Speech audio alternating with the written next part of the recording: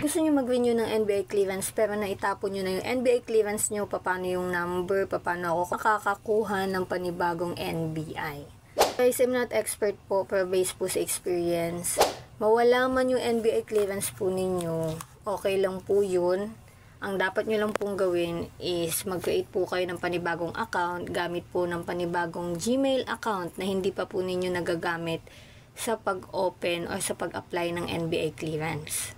Doon po papasok po yung new application na naman po sa pagkuha ng NBA clearance.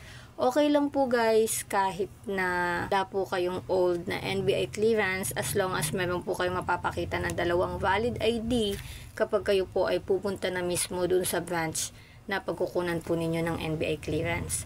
Siguraduhin nyo guys na pagkukuha po kayo ng NBA clearance sa pinakamalapit na branch para hindi po hassle sa inyong part po.